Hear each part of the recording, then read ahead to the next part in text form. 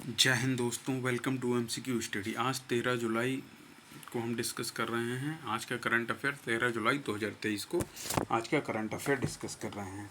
लेकिन उससे पहले हम बताएंगे कि 13 जुलाई को क्या हुआ था इतिहास में। तो 13 जुलाई 1974 को भारतीय क्रिकेट टीम ने अपना पहला वनडे खेला था। किसके खिलाफ खेला था? ये इंग्लैंड के खिलाफ खेला था। और कहाँ पर खेला था? हेडिंग्ले में। याद रखिएगा, हेडिंग्ले में 13 जुलाई 1974 को भारत ने इंग्लैंड के खिलाफ अपना पहला वनडे खेला था। तो अब हम चलते हैं आज के करंट अफेयर पर। 13 जुलाई को 2023 का जो पहला क्वेश्चन है, हाल ही में विश्व स्वाहिली भाषा दिवस 2023 कब मनाया गया? तो विश्व स्वाहिली भाषा दिवस 2023 जो मनाया गया है वो मनाया गया है बीते हुए 7 जुलाई को। याद रखिएगा, विश्व स्वाहिली भाषा दिवस बीते हुए 7 जुलाई को मनाया गया है। इसके अलावा कुछ और इम्पोर्टेंट डे, 4 जुलाई को क्या मनाया गया था? हमने आपको बताया था 4 जुलाई को मनाया गया था यूएसए का स्वतंत्रता दिवस। किसका? संयुक्त राज्य अमेरिका का स्वतंत्रता दिवस। 1 जुलाई को क्या मनाया गया था? 1 जुलाई को हमने बताया था कि राष्ट्रीय चिकित्सक दिवस यानी नेशनल डॉक्टर्स डे मनाया गया। किसकी याद में? डॉक्टर विधान चंद्र राय की स्मृति में ये मनाया गया। और 1 जुलाई को क्या मनाया जाता है? जीएसटी दिवस मनाया जाता है, क्योंकि 1 जुलाई 2017 को भारत में जीएसटी लागू हुई थी। नेक्स्ट पर चलते हैं। हाल ही में किस राज्य सरकार ने विधुर अविवाहित लोगों के लिए मासिक पेंशन की घोषणा की है? विधुर आप जानते हैं, विधुर उसे कहते हैं जिनकी पत्नी खत्म हो गई हो, और विधवा कहते हैं जिनका पति खत्म हो गया। तो यहाँ पे विधुर लोगों की बात की गई एवं अविवाहित लोगों के लिए, जो अविवाहित भी हैं, यहाँ पे कॉमा होना चाहिए, अविवाहित लोगों के लिए मासिक पेंशन की घोषणा की है। ये कौन सी राज्य सरकार है? तो हरियाणा राज्य सरकार ने ये घोषणा की है। हरियाणा की आप जानते हैं कि राजधानी क्या है? चंडीगढ़, जो पंजाब की भी राजधानी है, और चंडीगढ़ स्वयं में भी एक केंद्र शासित प्रदेश है। इसके अलावा हम जान लेते हैं कि हरियाणा के जो सीएम हैं वो कौन हैं वर्तमान में? मनोहर लाल खट्टर जी हैं, जो भारतीय जनता पार्टी से बिलोंग करते हैं। और जो राज्यपाल हैं वो हैं बंगारू दत्तात्रेय जी। याद रखिएगा, हम आपको पहले भी कई बार बता चुके हैं, बंगारू दत्तात्रेय जी राज्यपाल हैं। नेक्स्ट पर चलते हैं। तीसरा क्वेश्चन, हाल ही में किसने सिंगल विंडो एनसीसी कैडेट्स का शुभारंभ किया है? तो ये जो सिंगल विंडो एनसीसी कैडेट्स का शुभारंभ किया है, ये राजनाथ सिंह जी ने किया है। राजनाथ सिंह जी ने किया है। राजनाथ सिंह क्या हैं? राजनाथ सिंह केंद्रीय रक्षा मंत्री हैं, भारत के केंद्रीय रक्षा मंत्री हैं ये, ठीक है। और ये भारतीय जनता पार्टी से बिलोंग करते हैं। नेक्स्ट पर चलते हैं। हाल ही में भारत पे ने किसे अपना नया सीटीओ नियुक्त किया है?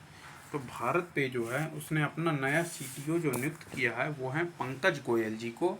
भारत पे ने अपना नया सीटीओ नियुक्त किया। सीटीओ मतलब होता है मुख्य परिचालन अधिकारी, ठीक है। इसे नियुक्त किया है पंकज गोयल जी को। और भारत पे के बारे में हम जान लेते हैं। भारत पे की स्थापना 2018 में अश्नीर ग्रोवर ने की थी। अश्नीर ग्रोवर इसके सह संस्थापक हैं, और इसका जो हेड क्वार्टर है भारत पे का वो नई दिल्ली में है। याद रखिएगा, नई दिल्ली में है। और भारत पे है क्या? ये एक यूपीआई डिजिटल ऐप है। आप जैसे पेमेंट करते हैं तो पेमेंट के लिए आप फ़ोन पे वगैरह यूज करते हैं, तो ऐसे ही भारत पे भी है। नेक्स्ट पर चलते हैं। हाल ही में वासुदेवन नंबूथरी का निधन हुआ है। वे कौन थे? तो वासुदेवन नंबूथरी, याद रखिएगा, एक चित्रकार थे। वासुदेवन नंबूथरी एक चित्रकार थे। इनका हाल ही में निधन हो गया है। याद रखिएगा, प्रश्न पूछे जाते हैं इस प्रकार के, इसलिए आप याद रखिएगा। और आप हमारे चैनल पर जाकर अलग अलग सब्जेक्ट का पढ़ सकते हैं। जैसे करंट अफेयर का आपको मिल जाएगा, इसके अलावा आपको मिल जाएगा करंट अफेयर का मिल जाएगा, आपको इतिहास की भी प्लेलिस्ट में इतिहास की क्लासेस मिल जाएंगी, हिंदी की प्लेलिस्ट में हिंदी की क्लासेस मिल जाएंगी। कुछ और क्लासेस हम शुरू करने के बारे में सोच रहे हैं। जैसे बीपीएससी में टीचर्स की है तो हम बीपीएससी स्पेशल और पढ़ाएंगे, और यूपी का भी हम स्टेट स्पेशल पढ़ाएंगे। तो एक दिन बीपीएससी, एक दिन यूपी पीसीएस वाले स्पेशल, इस तरीके से हम कवर करते हुए चलेंगे, दोनों जगह का कवर हो जाएगा। हाल ही में किस राज्य सरकार ने गिग श्रमिकों को 114 लाख रुपए तक का बीमा कवर देने की घोषणा की। 114 लाख मतलब 1,14,00,000 रुपए का बीमा कवर देने की घोषणा की है। एक बंदे को नहीं दिया जाएगा, सभी के लिए टोटल जो बीमा कवर के लिए धनराशि अलॉट की गई है ये है वो।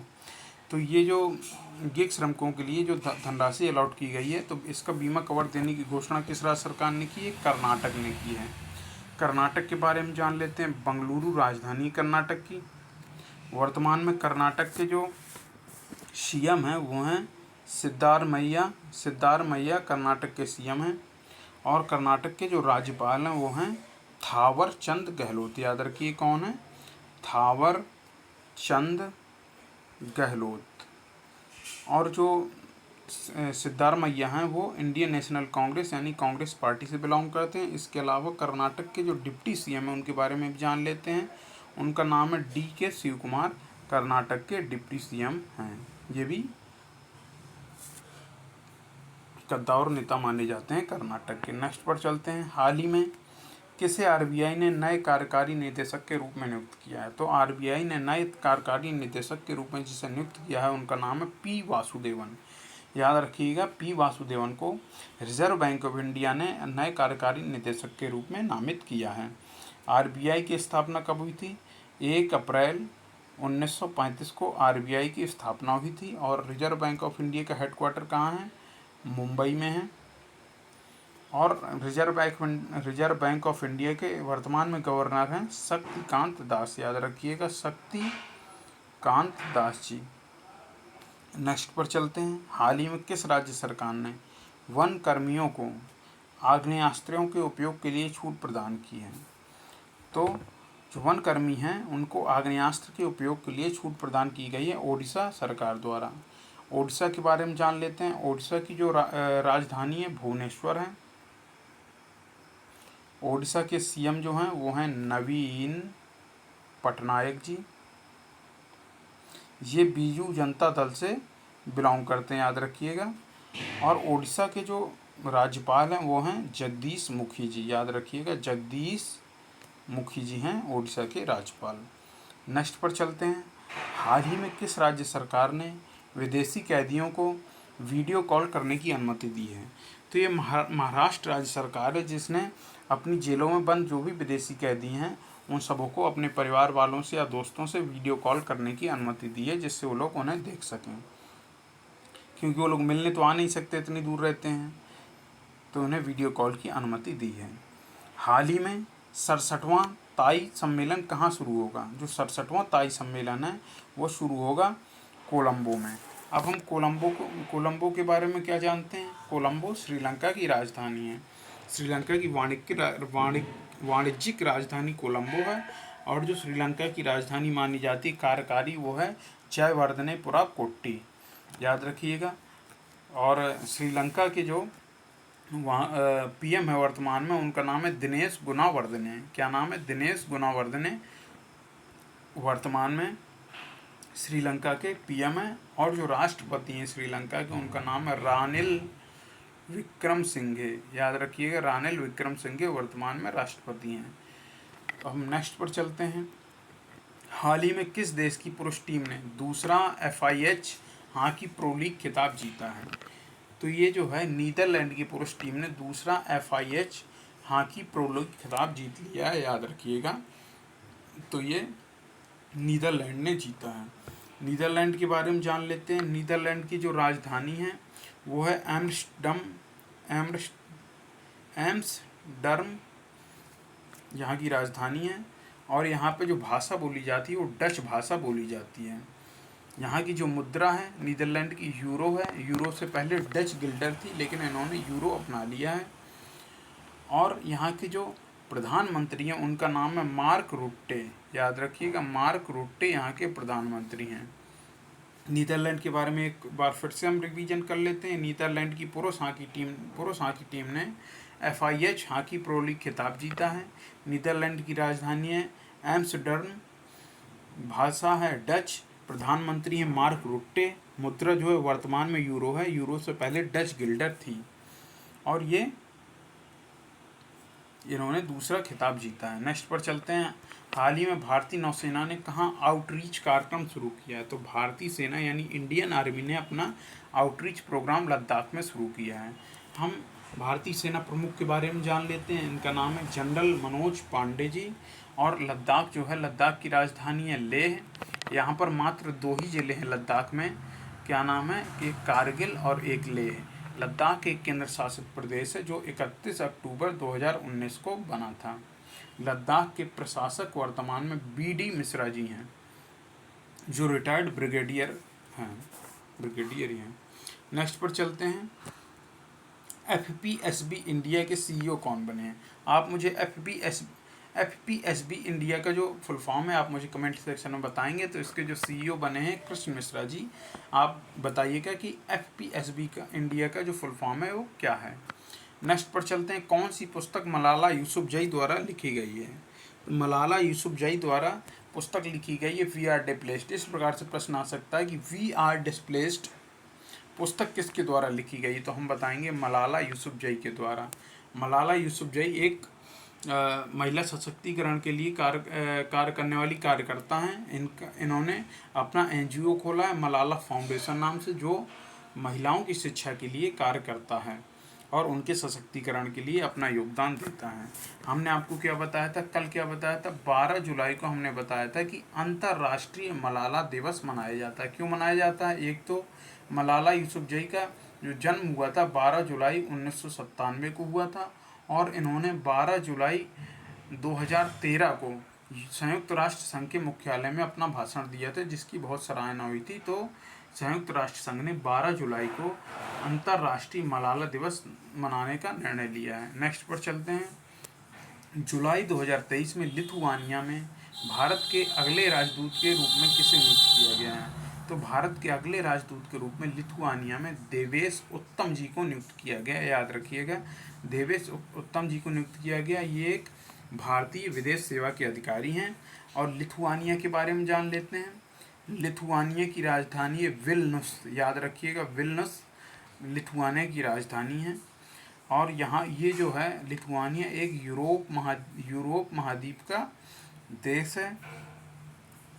और यहाँ की जो भाषा है वो है लिथुआइन। याद रखिएगा, लिथुआइन यहाँ की भाषा है। नेक्स्ट पर चलते हैं। जुलाई 2023 के लिए ICC player of the month किसे नामित किया गया है? तो जुलाई नहीं, जून 2023 के लिए ICC player of the month किसे नियुक्त किया गया है? तो ICC player of the month जो जून 2023 के लिए नामित किया गया वो है वानिदू हसरंगा, ये पुरुष के लिए हैं, और एस्ले गार्डनर ये महिला क्रिकेट टीम के लिए हैं। तो वानिदू हसरंगा कहाँ से हैं? ये श्रीलंका से हैं और श्रीलंका के स्पिनर हैं। एस्ले गार्डनर कहाँ से हैं? ये ऑस्ट्रेलियाई क्रिकेट टीम से हैं। नेक्स्ट पर चलते हैं। 17वां क्वेश्चन। 50वीं GST काउंसिल ने ऑनलाइन गेमिंग को किस GST स्लैब में स्थानांतरित कर दिया है? तो जो 50वीं GST काउंसिल हुई थी, उसकी जो बैठक हुई थी, उसकी सबसे पहले ये जान लेते हैं। ये भी पूछा जाता है कि उसकी अध्यक्षता किसने की थी? तो हम अध्यक्षता की थी किसने? हमारी वित्त मंत्री जो हैं निर्मला सीतारमण जी ने इसकी अध्यक्षता की। दूसरी बात हम जान लेते हैं कि भारत में GST कब लागू हुआ? तो भारत में 1 जुलाई 2017 से GST लागू हुआ। इसी हम 1 जुलाई को GST डे मनाते हैं, GST दिवस मनाते हैं। GST का फुल फॉर्म क्या है? Goods and services taxes. याद रखिएगा, goods and service taxes GST का फुल फॉर्म है, ये भी पूछा जाता है। और इन्होंने ऑनलाइन गेमिंग को 28% की स्लैब में स्थानांतरित कर दिया। 4 स्लैब बताई गई हैं GST की। कौन कौन सी? एक होता है 5%, एक होता है 12%, एक होता है 18% और एक होता है 28%। तो 28% की स्लैब में इसे भेज दिया गया है। नेक्स्ट पर चलते हैं।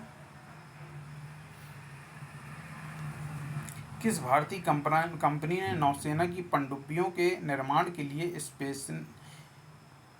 स्पेनिश फर्म नवंतिया के साथ एक समझौते पर हस्ताक्षर किया है?